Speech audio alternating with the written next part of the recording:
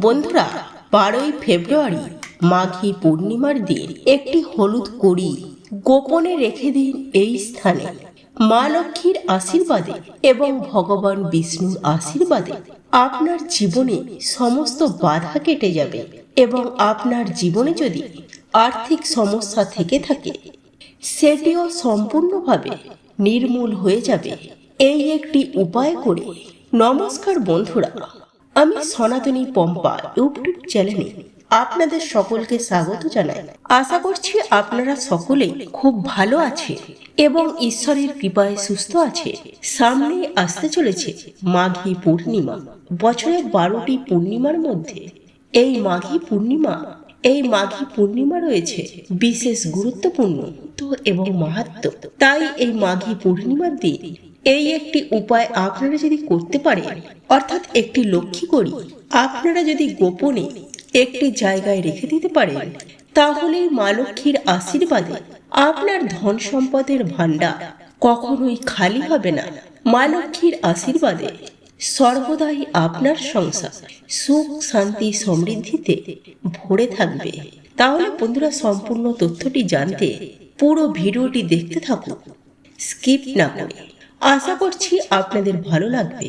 আর যদি ভালো লাগে অবশ্যই আমার এই ভিডিওটিতে একটি লাইক করবেন, কমেন্ট করবেন এবং আমার চ্যানেলে যদি নতুন হয়ে থাকে তাহলে আমার চ্যানেলটিকে সাবস্ক্রাইব করে রাখার অনুরোধ রইল। আমি সাধারণত আমার বন্ধুদের জন্য পুজো পাঠের বিধি, তত্ত্বকথা, বাস্তু টোটকা এবং বিভিন্ন রকমের উপায় বিষয়ে ভিডিও বানিয়ে থাকি। মাঘী পূর্ণিমা একটি ধর্মীয় অনুষ্ঠান হলেও শাস্ত্রমতে হিন্দুরাও এই দিন পুজো অর্চনার মাধ্যমে পূর্ণ লাভ করতে পারে। এই দিনের তাৎপর্য হল সকল প্রকারের ক্লেশ বিনাশ ও আত্মাশক্তির উন্নয়ন। মাঘী পূর্ণিমার দিন একটি টোটকা আজ আমি আপনাদের সামনে শেয়ার করব, যা পালন করলে নিজে তথা আপনার সংসারে মঙ্গল হবে। সনাতন ধর্ম অনুযায়ী বাঙালিদের কাছে মাঘী পূর্ণিমার গুরুত্ব অপরিসীম। এই দিনটিকে অতি পবিত্র দিন হিসাবে গণ্য করা হয়। এই দিন নানা কাজের মাধ্যমে জীবনে পূর্ণ অর্জন করা যায়। বছরে মোট 12টি পূর্ণিমা থাকে। হিন্দু পঞ্জিকা অনুসারে প্রতি মাসের শুক্লপক্ষের শেষ দিনটিকে পূর্ণিমা বলা হয়। এই দিন চাঁদ 16টি কলায় পূর্ণ হয়। এই দিনে চন্দ্রকে অর্ঘ্য নিবেদন করে এবং রাতে মা লক্ষ্মীর পূজা করলে মানসিক সুখ সম্পদ এবং লক্ষ্মী লাভ হয়। মাঘ মাসের যে পূর্ণিমা আসে তাকে মাঘী পূর্ণিমা বলা হয়। ধর্মীয় ও আধ্যাত্মিক দৃষ্টিকোণ থেকে মাঘী পূর্ণিমার বিশেষ তাৎপর্য রয়েছে। তাছাড়াও এই দিনে স্নান, দান এবং জপের বিশেষ ফল রয়েছে বলে মনে করা হয়। মাঘ পূর্ণিমাকে মাঘ মাসের শেষ দিন বলে মনে করা হয়। এটি মাঘী পূর্ণিমা নামেও পরিচিত। এই দিনে পবিত্র নদীতে স্নান করা অত্যন্ত পূর্ণময় বলে বিবেচিত করা হয়। পৌরাণিক বিশ্বাস অনুসারে মাঘ মাসে যারা পূর্ণ নদীতে বা গঙ্গায় গিয়ে স্নান করেন তারা রাধা মাধবের আশীর্বাদ পান। তারা সুখ, সৌভাগ্য, সম্পদ এবং মোক্ষ লাভ করেন। সবার প্রথমে চলুন বন্ধুরা জেনে নিন এই বছর অর্থাৎ 2025 সালে মাঘী পূর্ণিমার সম্পূর্ণ সময়সূচি। এবছর মাঘী পূর্ণিমা পড়েছে 12ই ফেব্রুয়ারি 2025 বুধবার। মাঘী পূর্ণিমা শুরু হচ্ছে 11ই ফেব্রুয়ারি সন্ধ্যে 6:56 থেকে এবং পূর্ণিমা তিথি শেষ হবে 12ই ফেব্রুয়ারি সন্ধ্যে 7:22। বন্ধুরা, যেহেতু উদয়া তিথি মেনে আমরা বুধবার দিনই মাঘী পূর্ণিমার পালন করব, সেহেতু এই দিন আমরা সকাল সকাল ঘুম থেকে উঠবেন। ব্রহ্ম মুহূর্তে ঘুম থেকে ওঠা অত্যন্ত শুভ। যদি ব্রহ্ম মুহূর্তে ঘুম থেকে উঠতে না পারেন তাহলে অবশ্যই চেষ্টা করবেন সকাল সকাল অর্থাৎ সূর্যোদয়ের আগেই আপনারা ঘুম থেকে উঠে বাড়ি ঘর দুয়ার খুব সুন্দর করে পরিষ্কার পরিচ্ছন্ন করে নেবেন, যেন কোনো নোংরা অপরিচ্ছন্ন না থাকে। কারণ মা লক্ষ্মী নোংরা, অপরিষ্কার, অপরিচ্ছন্ন একদমই পছন্দ করেন না। যেখানে পরিষ্কার স্বচ্ছতা বজায় থাকে সেখানে মা লক্ষ্মী বিরাজ করেন। এরপর আপনারা নিজেরা স্নান করে নেবেন। বলা হয় এই দিন কোনো পূর্ণ নদীতে স্নান করা অত্যন্ত শুভ, কিন্তু সবার পক্ষে সেটি সম্ভব হয় না। যদি আপনার পক্ষে সম্ভব হয় তাহলে আপনি অবশ্যই করতে পারেন। যদি সম্ভব না হয় সেক্ষেত্রে আপনারা স্নানের জলে সামান্য একটু গঙ্গা জল মিশিয়ে স্নান করে নেবেন।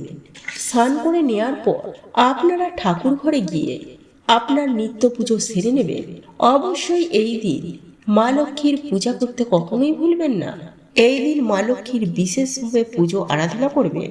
মা লক্ষ্মীর যখন বিশেষ পুজো করবেন তখন মা লক্ষ্মীকে আপনি কয়েকটি জিনিস মঙ্গল সামগ্রিক হিসাবে অর্পণ করবেন, কিন্তু তার আগে অবশ্যই ঘট বসিয়ে অম্র পল্লব দিয়ে মাকে ফুল দিয়ে সিঁদুর পরিয়ে একটি ঘিয়ের প্রদীপ জ্বালিয়ে মায়ের পুজো আরাধনা করবেন এবং অবশ্যই ফল মিষ্টান্ন অবশ্যই মাকে ভোগ দেবেন।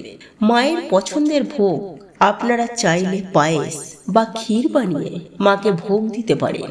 এটি মা লক্ষ্মীর অত্যন্ত পছন্দের একটি ভোগ।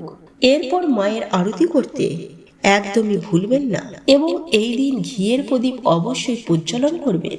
মায়ের সামনে মঙ্গল সামগ্রিক হিসাবে আপনারা নেবেন একটি পান পাতা।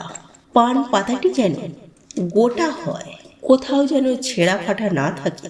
সেই পান পাতার মধ্যে 3টে সিঁদুরের ফোঁটা দেবেন এবং এর উপরে রাখবেন একটি সুপারি, একটি 16 আনা অর্থাৎ একটি 1 টাকার কয়েন, একটি গোটা হলুদ এবং তার মধ্যে দেবেন হলুদ কড়ি। আর হলুদ কড়ি আপনারা যে কোনো দশকর্মার ভাণ্ডারে পেয়ে যাবেন। এটিকে লক্ষ্মী কড়ি বলা হয়। চেষ্টা করবেন এই কড়িটি জোগাড় করবার। যদি একান্তই হলুদ কড়ি আপনারা না পান সেক্ষেত্রে আপনারা যে কোনো কড়ি ব্যবহার করতে পারেন, তবে চেষ্টা করবেন হলুদ কড়ি দেবার। হলুদ কড়ি হলো মা লক্ষ্মীর প্রতীক। এই হলুদ কড়ির ওপরে আপনাদেরকে দিতে হবে একটি হলুদের ফোঁটা। আপনারা এই হলুদ কড়ি আপনারা 5টি 7টি অথবা 11টি দেবেন এবং যতগুলো কড়ি দেবেন তার ওপরে একটি করে সিঁদুরের টিকা অবশ্যই লাগাবেন এবং এই সমস্ত কিছু আপনারা মা লক্ষ্মীর চরণে অর্পণ করবেন। সেদিন যেহেতু সারাদিন পূর্ণিমা তিথি থাকছে তাই সারাদিন ওই মঙ্গল সামগ্রীটি মায়ের চরণেই রেখে দেবেন এবং পরের দিন ওই সবকটি জিনিস একটি লাল কাপড়ের মধ্যে পুটুলি করে নেবেন এবং ওই পুটুলিটি আপনারা আপনাদের আলমারি কিংবা যেখানে আপনারা টাকা পয়সা রাখেন সেখানে এটিকে রেখে দেবেন। আর যারা ব্যবসা করে তারা এটিও ব্যবসার স্থানে ক্যাশ বাক্সের মধ্যে রেখে দেবেন। এতে মা লক্ষ্মীর আশীর্বাদ সর্বদাই আপনাদের উপর থাকবে। আপনাদের ধন সম্পদের অভাব হবে না। যদি আপনাদের অর্থ কষ্ট থেকে থাকে, হয়তো আপনাদের অর্থ ইনকামের রাস্তা পাচ্ছেন না, দেখবেন এই উপায়টি করার পর আপনাদের সেই সমস্ত সমস্যা কেটে যাবে এবং নতুন নতুন অর্থ ইনকামের রাস্তা আপনাদের সামনে খুলে যাবে। এবং অবশ্যই মায়ের কাছে আপনারা নিজের মনস্কামনা জানাবেন, মায়ের কাছে প্রার্থনা করবেন, আপনার সমস্যা মাকে জানাবেন। মা লক্ষ্মীর আশীর্বাদে আপনার সংসার ফুলে ফেপে উঠবে। তাই বন্ধুরা, এই মাঘী পূর্ণিমার দিন অবশ্যই এই উপায়টি করতে কখনোই ভুলবেন না। এরই সাথে আরো কয়েকটি নিয়ম আছে, যেগুলি হলো এই দিন অবশ্যই নিরামিষ আহার গ্রহণ করবেন। যে কোনো পূর্ণ পবিত্র দিনে আমিষ আহার গ্রহণ করা কিন্তু একদমই উচিত নয়। আপনি নিরামিষ আহার গ্রহণ করবেন এবং আপনার পরিবারের সদস্যরাও যেন নিরামিষ আহার গ্রহণ করে সেই দিকে খেয়াল রাখবেন। আপনার বাড়িতে যেন কোনো রকমের আমিষ খাবার না আসে।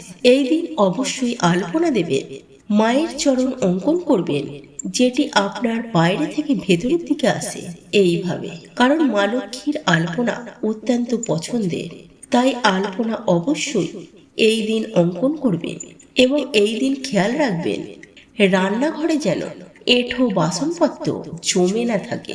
কারণ বলা হয় রান্নাঘরে মা লক্ষ্মী বা অন্নপূর্ণার বাস। তাই চেষ্টা করবেন আপনার রান্নাঘরটিকে সব সময় পরিষ্কার পরিচ্ছন্ন রাখার। বন্ধুরা, যদি এই পদ্ধতিগুলি অবলম্বন করে আপনারা আজকের যে উপায়টি আমি বললাম সেটি যদি আপনারা করতে পারেন তাহলে মা লক্ষ্মীর আশীর্বাদে আপনাদের সমস্ত অর্থজনিত সমস্যা খুব সহজেই মিটে যাবে। তো এই ছিল আমাদের আজকের ভিডিওটি কেমন লাগলো তা কমেন্ট করে অবশ্যই নিজের মতামত জানাবেন। ভালো লেগে থাকলে অবশ্যই একটি লাইক করবেন। কমেন্টে ভক্তি, ভালোবাসা ও শ্রদ্ধার সহিত জয় মা লক্ষ্মী দেবীর জয় বা জয় শ্রীকৃষ্ণ রাধে রাধে একটি বারের জন্য হলেও লিখে যাবার জন্য অনুরোধ জানাচ্ছি। আর আপনি যদি আমাদের চ্যানেলে নতুন দর্শক হয়ে থাকে তো বিশেষভাবে অনুরোধ করব চ্যানেলটি অবশ্যই সাবস্ক্রাইব করে পাশে থাকা নোটিফিকেশন বেল আইকনটি অন করে রাখবেন। তাহলে সকলে সুস্থ থাকুন, ভালো থাকুন, পরম করুণাময় ঈশ্বরের অশেষ কৃপায়। তো আবারও কথা হবে আপনাদের সাথে নতুন কোনো ভিডিওর বিষয় নিয়ে।